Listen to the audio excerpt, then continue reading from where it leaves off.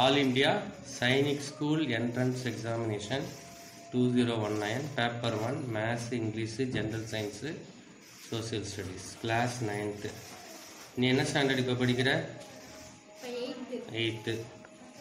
எவ்வளோ நேரம் இந்த எக்ஸாம் நடக்கும் தெரியுமா? 2.5 மணி நேரம் நடக்கும்.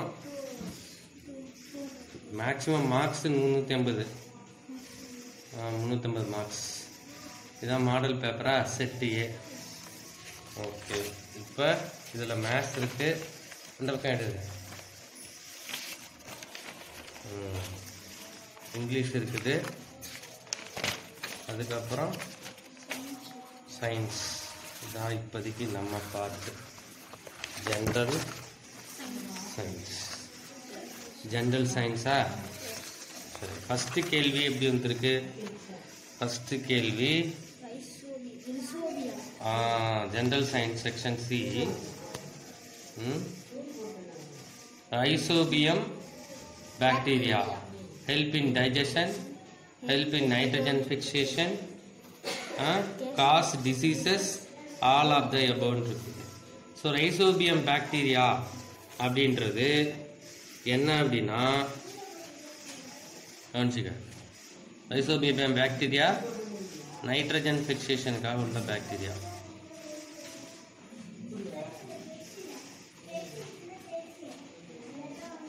சொன்னா நைட்ரஜன் ஃபிக்சேஷன்னா நம்ம அட்மாஸ்பியரில், அதாவது வளிமண்டலம்னு சொல்லுவோம் இல்லையா, அட்மாஸ்பியரில் நைட்ரஜன் எத்தனை பர்சன்டேஜ் இருக்கு? கிட்டத்தட்ட 72% இருக்கு. என்ன இருக்கு? நைட்ரஜன். அட்மாஸ்பியருங்கிறது இப்போ நம்ம சுற்றி இருக்கிற காற்று, அதில் 72% நைட்ரஜன் தான் இருக்கு. அந்த நைட்ரஜன் எங்கே வரணும்? மண்ணுக்கு வரணும் இல்லையா? மண்ணுக்கு வர்றதுக்கு யார் அதை கொண்டு வர்றா அப்படின்னு பார்த்தீங்கன்னா ரைசோபியம்ங்கிற பாக்டீரியா. ஆமாம், அதுதான் பாக்டீரியா கொண்டு வருது. அது அட்மாஸ்பியரில் உள்ள நைட்ரஜனை அப்சார்ப் பண்ணிக்குது, சுற்றி இழுத்துக்குது. இழுத்து எங்கே கொண்டு போகுதுன்னா root nodules of the plant. Root நாடியூல்ஸ்னா தமிழில் வேர் முண்டுகள். ஆமாம், வேர் இருக்கு இல்லையா, அடியில் உள்ள வேரில் அது என்ன பண்ணுது? போய் ஆமாம், அந்த வேலையை தான் இந்த ரைசோபியம் பாக்டீரியா பார்க்குது. அந்த வேரில் கொண்டு போய் நைட்ரஜனை சப்ளை பண்ணுறது. எங்கே உள்ள நைட்ரஜன்? அட்மாஸ்பியரில் உள்ள நைட்ரஜனை அது கொண்டு போய் சப்ளை பண்ணுது. ரைட்டா? ஸோ நைட்ரஜனை கொண்டு போய் ஃபிக்ஸ் பண்ணுது. ஸோ அப்போ ஆன்சர் என்ன வரும்? இதான் வரும். ஏன்னா டைஜஷன்றதை செரிக்கிறது. செரிக்கிறது இந்த பாக்டீரியா கிடையாது. ஸோ அதனால இந்த ஆன்சர் தப்பு. அடுத்தது காஸ் டிசீசஸ். இது டிசீஸ் காஸ் பண்ணுற பாக்டீரியா கிடையாது. ரைட்டா? அடுத்தது ஹெல்ப் இன் நைட்ரஜன் ஃபிக்சேஷன் போட்டிருக்காங்க. ஸோ இதை நான் எக்ஸ்பிளைன் பண்ணிட்டேன். இதோட ஆன்சர் என்ன? Right. All of the above அப்படின்னா என்ன அர்த்தம்? இது எல்லாமே சேர்த்துன்னு அர்த்தம். இது ரெண்டுமே தப்பா இருக்க போது இது எப்படி எல்லாமே சேர்த்துன்னு வரும்? வராது இல்லையா? அதனால இதுவும் வாய்ப்பு இல்லை. இதுதான் கரெக்ட் ஆன்சர். சரியா? ரைட். ஸோ நெக்ஸ்ட் கொஸ்டின் என்ன போட்டிருக்காங்க? த metal which is stored in kerosene. Phosphorus, sodium, magnesium, calcium அப்படின்னு கொடுத்துருக்காங்க.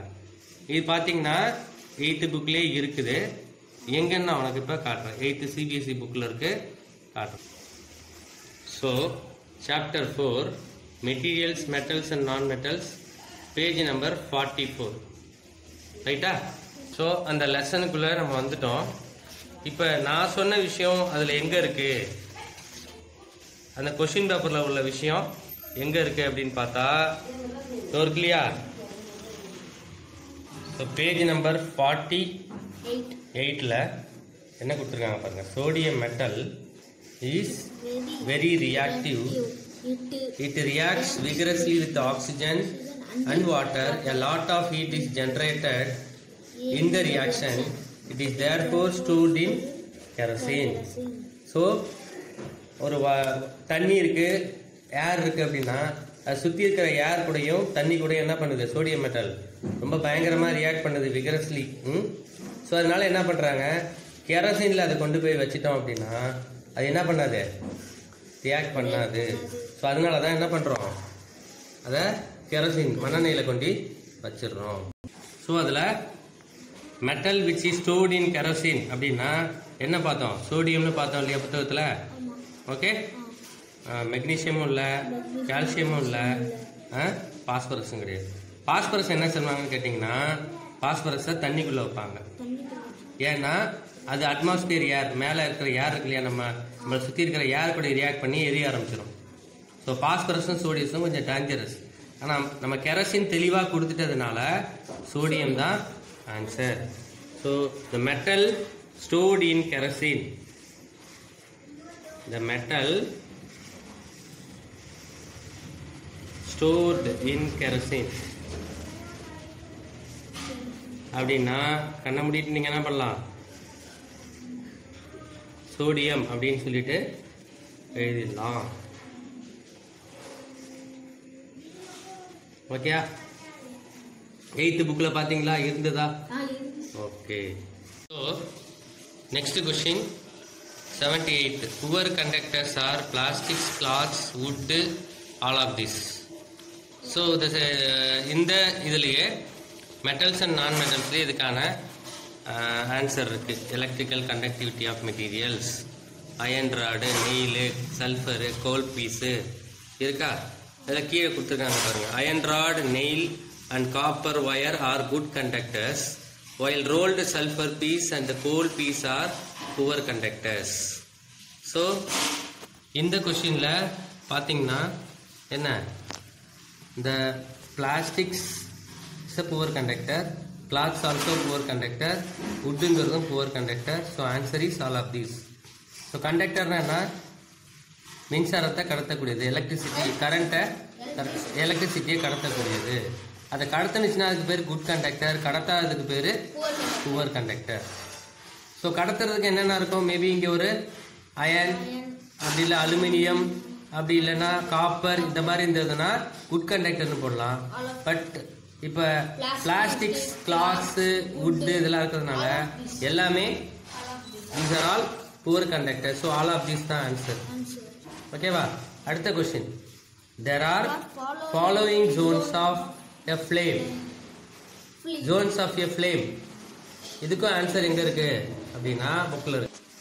combustion and flame chapter 6ல you can find the answer, page number 64.